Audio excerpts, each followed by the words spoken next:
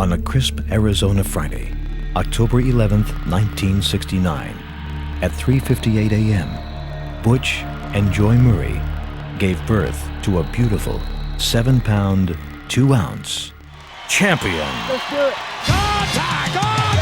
Yes, come on time! Yes, yes, yes!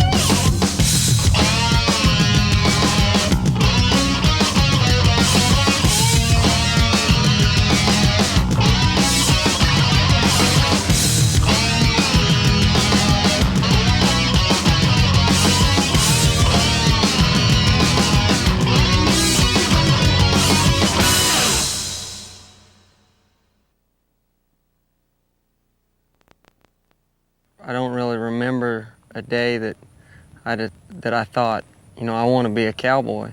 It's just something that I can always remember wanting to do as far back as I can remember, and that seems kind of strange, but that's the way it's been. And I got real serious about it, and that's never wavered. I think that my parents had the biggest influence on my career. They're who I saw around it that got me interested in it. I can remember thinking that my dad was fearless. I would say that they were the biggest influence and the biggest help to me in my career. When Ty first started speaking, he wanted to be a bull rider, and those was his first words, "I'm a bull rider." Ty was just basically born, I think, to be a cowboy. He rode about anything that he thought he could get his leg over to ride. Yeah, I used to ride the couch, and my mom had a sewing machine cover that I used to ride, and used to ride the dog or whatever I could. I remember pretending a lot, you know, like out in the backyard, playing rodeo and making a number out of a piece of paper and pinning it on my back. And I used to get my mom out there to announce and stuff, and had a good time. 7-7-7 in time, Murray, 3 times, let's do it again, time, high. Yes. And watch him ride. You need to do it. Sammy Andrews is red heat. Beautiful. That's all you can say.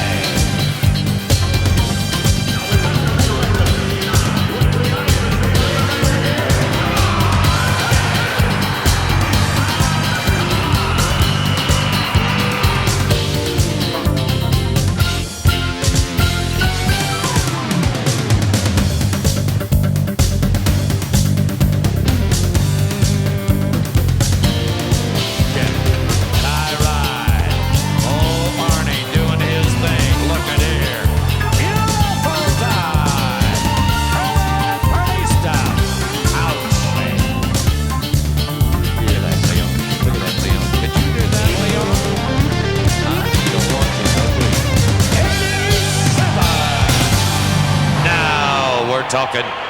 I don't know why I even started a scrapbook, but I had cut out a picture of him with his hat pulled down over his ears, and had cut out a caption from some magazine or something that said, "Here comes the king." And I've got a picture of this little picture of Ty, and across it, that's what I put, "Here comes the king." He's a 1.5 years old. When he was like 2.5 years old, we put him on a calf. Well, I'd run along beside him and hang on to his belt loop. I'd let him ride, but if I felt like he was getting bucked off, well, I'd help him to the ground. I wouldn't let him just get mashed, you know. We might have done it for 6 months. He might have been 3 when he told me, he said, "Dad, I don't need you anymore." Sometimes I look back and he really was different than any kid you've ever been around. When I would go to wake him up in the morning to go to school, and I'm not kidding you, 1st and 2nd grade, but I would go to wake him up and he'd say, "Just let me get down on this bull. Wait till they get the gate open." He was dreaming. He was different, very, very different as far as, that's all he lived for. Breathed, talked, dreamed. I can remember when I was riding steers, I was thinking I was you know, in your mind as a kid, you're going for a world's championship every time. When I started riding steers, you know, I was real serious about it at a young age, but something about when you graduate up to steers, you feel like you really graduated. And I really got serious and really went to working at it seriously at that time. When he started wanting to ride bareback horses, he was about 11. He thought he was ready. And we had 2 horses that we roped on. So I would put the bareback rigging on the one horse, and I'd get on the other horse, and then I'd pony him around in the arena. And I'd try to go fast and make turns, and I'd try to make the horse act like a bareback horse. Of course, he wasn't bucking. And then Ty would fall back and spur. Ty was good at everything he did. It didn't matter. He loved football because it was aggressive, and it was, you know, and they called him killer, and but it didn't take precedence over the rodeo. I mean, he would play football if he could get to the rodeo too. From football to the rodeo arena, just another day in the Murray household. For the boy who could and would ride everything was headed for an athletic career. His parents knew it and encouraged him to try gymnastics. At first skeptical, Ty tried and excelled, only because it would help him in rodeo. It was the start of a lifelong commitment to conditioning. I've always tried to do everything that I could that I thought would make me a better athlete, make me be able to ride better, and to help me to stay healthy. Anything that I thought that I could do that would help me as an athlete and as a cowboy, I would do. Ty Murray was on the championship road early. There were awards and buckles from the start. First, the Arizona Junior Rodeo Association, where Ty won every all-around title from the time he was 9. He was already a champion, whose proud parents recorded his every move. Well, my dad, he loves, he's probably definitely the biggest fan I got, him and my mom. Him and a buddy took all the home videos and just put the rides on it and put music to it. And he made that for me for Father's Day. It was really a neat present.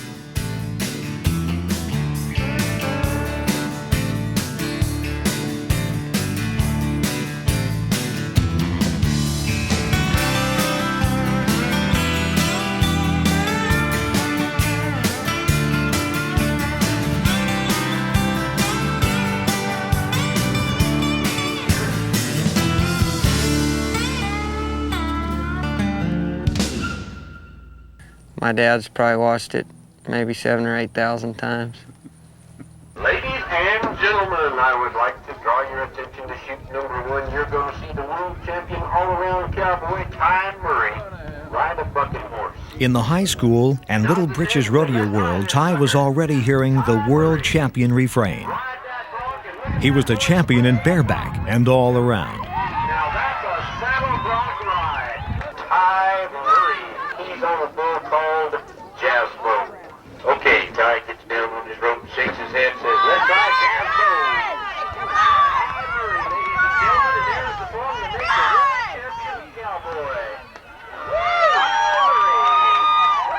At the time, you think of it as meaning everything, and winning a certain high school rodeo maybe, or winning a state championship in high school.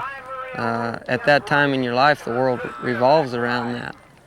And it's neat later, as you get older, to be able to look back at that and realize what a stepping stone that actually was, and how much I learned from that I still use in my career today. Little lessons and little things about how to deal with your own mindset and stuff like that have helped me throughout my whole career. Ladies and gentlemen, it's Superstar. He thought that he wanted to try to go to the toughest region in rodeo in college. He told me, he said, if I'm going to do this for a living, I need to see if I can ride with the best ones. And that's when he made the decision to go to Odessa, Texas. College was an important time for Ty, and a winning time. In 1988, he was Rookie of the Year in both college rodeo and in the Professional Rodeo Cowboys Association. In 1989, he won the bronc riding, bull riding, and all-around titles in college. His college team was number 1, and he became the first and only cowboy to win the all-around in both college and the PRCA in the same year.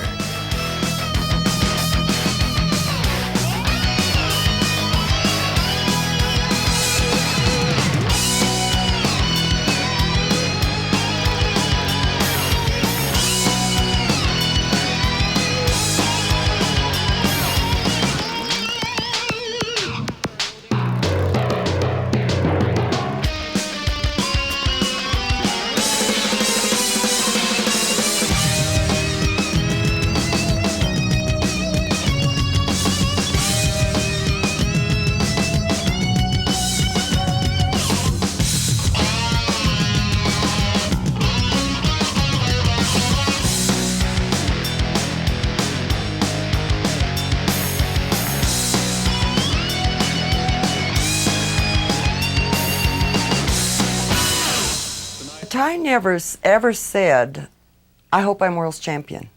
I want to be world's champion. I hope someday I can grow up to be a world's champion. Never. Never. It was always when I'm world's champion. When I'm world's champion, I'm doing it this way. When I'm world's champion, You know, that's, well, he set his goals in that respect when he was little, and it wasn't if, it was when. yeah. I always thought that was different, And too. I don't, that wasn't bragging or cockiness, that was just a fact. After '89, Ty went on to win 6 straight world championships, but it was the winning and sometimes losing experience of college rodeo that helped him mature. That was a big turning point in my career. That was something that lesson that I learned in college was something that really helped me.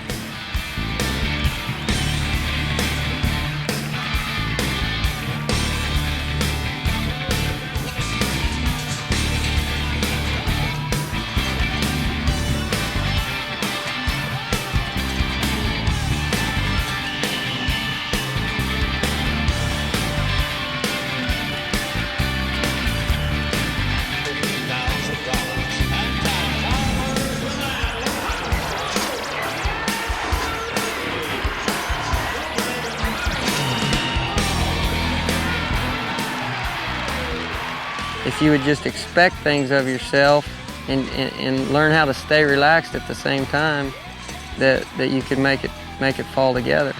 And I think that's the hardest part of rodeo, is learning the frame of mind that works the best for you, that makes it the easiest for you to win in, and then learn how to maintain that frame of mind day in and day out, year after year. Ty Murray the cowboy is Ty Murray the perfectionist. He approaches every rodeo, every ride, with only one aim: to win. If I'm gonna do anything, take the time and effort that it takes to go into something, especially like my career, I want to win first. Not only for just the plain competition spirit, but that's what I do for a living. On top of it, you know, I think that's a frame of mind that you have to go into, that you're gunning for first every time. You take a great athlete in any sport, they're not going out there to win second. They're not going out there to be the reserve champions. So you have to go at it with that frame of mind. That's something else that my dad taught me, is even when you don't have a chance to win first, maybe the animal that you draw is not good enough, and you know during the ride that there's no way you're going to win first, you still have to go at it like you're riding for first, and you still have to put out the effort to win first. That way, whenever the situation presents itself, you're ready, both physically and mentally, to win first. And Champion Murray has proven that he lives by those words, never accepting a sure thing if it's less than the best. It was at the national finals in, I believe it was 1993. I drew the bull that I wanted in the rank pen. When he jumped out of the chute, he jumped out of the chute pretty hard and he fell down, and he got back up and bucked. He's gonna try. He's gonna try. He said, I'm gonna do it anyway. Go on with it. Come on, Ty. Come on, Ty. He does. That's not what he wanted, I'll guarantee you that. I had 4th place sewed up and for that go-around, and the judges asked me if I wanted a re-ride, and I said, yeah, I want the re-ride. And guys started coming up to me and saying, you got 4th place won. And you know, I didn't come there to win 4th place. I didn't want to win 4th place. I wanted to try to win 1st place. But would you want another one in the pen of bulls that we have tonight? If I was Ty Murray, I'd say, run me another one in. Here we go. Tell it. Come on, Ty. Come on. Come on, Ty. Oh, Come on, Ty. Just Help him. Help him. Help him. Get on. Yes. Get on. Yes. Boys, give him some points. 80 points. That's better than the 65 that he started out with. Yes. That same year, I won the World Championship by $95. We didn't know it at the time, but had I not taken that re-ride, I would have been the reserve world champion. And I didn't go there to be the reserve world champion. Sometimes Ty can make it look easy, but under that tough cowboy veneer, Is there some fear inside the world champion? The fear factor is definitely there. To me, that's part of the sport. Learning how to deal with that and still stay focused on what you're doing, that's part of the sport. The fear, the adrenaline, the money, the titles, the bright lights, the fans, all that goes into the mix of what makes up the sport. You know, that's the guys that can put that to the side and still stay focused enough to take care of the business at hand and concentrate on what they need to do, and still do it the same as if they were relaxed. That's the hard part. That's like a guy being able to sink a three-point shot with 2 seconds left in the game, the same way that he can do it in his garage court, you know. To me, that's the essence of every sport, is the guys that can control all that stuff with their mind and deal with it. And what about those rodeo fans? Do they make a difference? Does Ty Murray pay attention to them in the heat of competition? I'm definitely aware of the crowd and the impact that they have on rodeo is no different than any other sport. It's the home field advantage is a proven theory, that whenever you have the crowd behind you and helping you and cheering for you, sometimes it gives you that extra oomph you need. You know, that's any sport you look at is nothing without the fans. The fans are what drive every single sport, and whenever they're behind you, it can make all the difference in the world. Even today, Ty Murray has been able to take the tough rides in rodeo as well as anyone. Conditioning has paid off. He's walked away from what often looked like disaster, but it has taken a toll.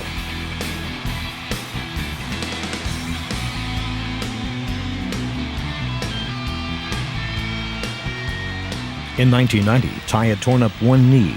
A year later, more trouble.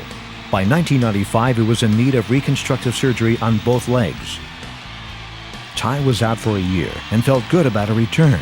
But then, it was shoulder and arm injuries that sent the champion back to the hospital operating room. The fans sometimes could not see what was tearing up Ty's body. With more surgery, he was basically sidelined for 3 years. Some would have given up, but not this champion. Here's Ty. The thing that people forget sometimes about this sport, and especially the 3 events that I do, is it's a very dangerous sport that you can get crunched at any time. You know, that's what happened to me with the injuries. You know, anytime you're dealing with an animal that weighs 10 times what you weigh, there's things that can happen that's going to hurt you. Whenever I got injured, I think at that point in my career I was ready for a break from rodeo. It's all I'd ever done my whole life. And even if you have some success at something, anything that you've done day in and day out for your whole life, it's good to be able to step back from it and have a little time away from it, I think. Felt like I was real lucky to compete for 6 years and be basically injury-free, riding 3 events day in and day out for 6 years.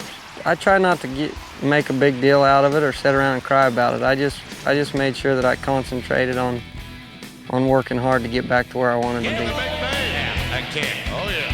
Look at. So, he continues to win, never satisfied with anything but the best. He says if you're second, you might as well be 32nd. Nobody remembers second place. To be the reserve world champion, that's a great accomplishment and a great feat, but I think it could be a letdown to you when you're gunning for first and you think you have the potential or the ability to win first. You know, like I've tried to win every single time I've nodded my head. You end up being disappointed a lot of times because you can't always win, just like a guy doesn't hit a home run every time he steps up to the plate, but you got to be swinging to hit a home run. And in rodeo, you have to stay focused and concentrate and make sure every time that the gate opens, you're giving it 110%. That's what makes a champion. What a ride by Ty Murray. That is perfect. Besides rodeo, there's now a 1,900-acre spread at the cowboy capital of the world, Stephenville, Texas. This ranch is what I've wanted for my whole life, and rodeo made it possible for me to have. It's something that I really enjoy doing. It's really a nice getaway from the hustle and bustle of a busy rodeo schedule. Along with a working stock are some special animals, bucking horses who have found a retirement home, horses whose days in the rodeo arena are over. Usually when I get them, they're pretty close to dying, and once I get them and can give them a little extra attention and care, they'll live another 2 or 3 years pretty easy and pretty happily too. And when these rodeo stars pass on, they are given a place of honor and remembrance on Ty's Ranch. Ty's compassion for animals has also led to his supporting another project involving horses. In a rugged desert in southern New Mexico, a top-secret United States missile range is spread over 2 million acres of what used to be ranch land. They gathered the horses and put them up for adoption. And surprisingly enough, a lot of those horses, although they are so-called wild horses, it's amazing how gentle they are once they're handled a little bit. And it's a good program because it keeps the horses from starving to death, and it makes maybe some kid in town or something that has always wanted a horse, makes them happy too. And what about rodeo for kids? Does the champion who started at age 1.5 think youngsters should aspire to the rodeo arena? I think it's something that you have to be very serious about and very dedicated to. To me, riding bulls is not a hobby. You know, if you want a hobby, collect stamps. To me, rodeo, if you don't love it and it's not in your blood and what you want to do and what you think about every day, then you're not going to dedicate yourself to it 100% all the time like you need to. What a ride from Ty Murray.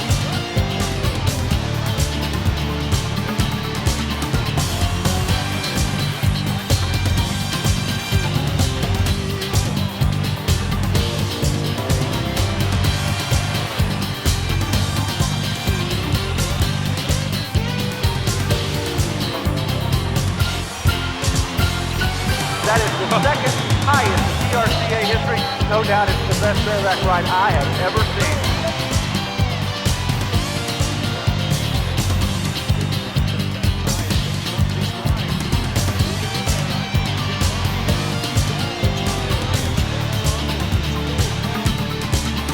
What a rodeo machine Ty Murray is.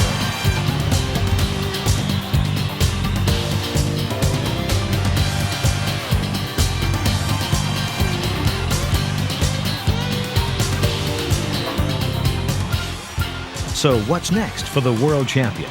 How long will this rodeo story continue? Ty's been doing it for a long time, 25 years or over. I think Ty will probably keep riding until he either quits winning or it's not fun anymore. Messing with horses and cattle is something that I've always been interested in and something that I love to do. And I want to, continue to run cattle and stay right here at this ranch. That'd make me real happy.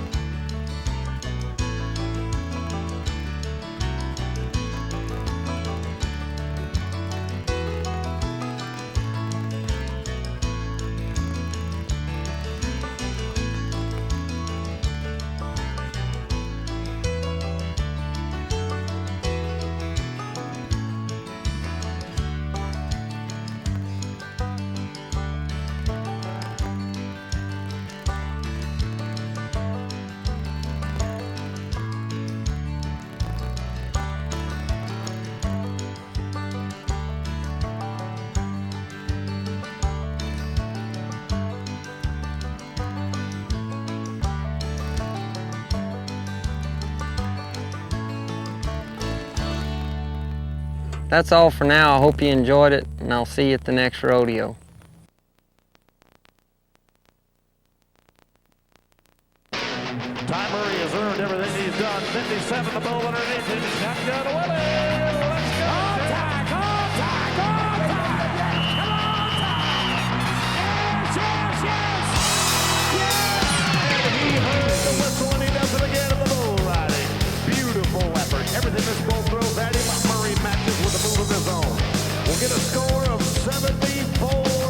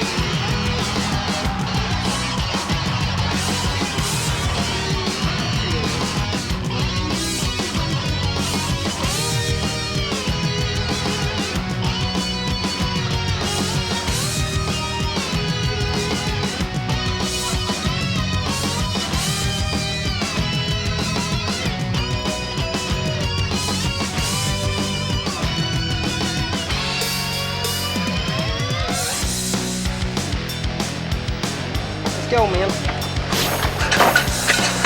Ty Murray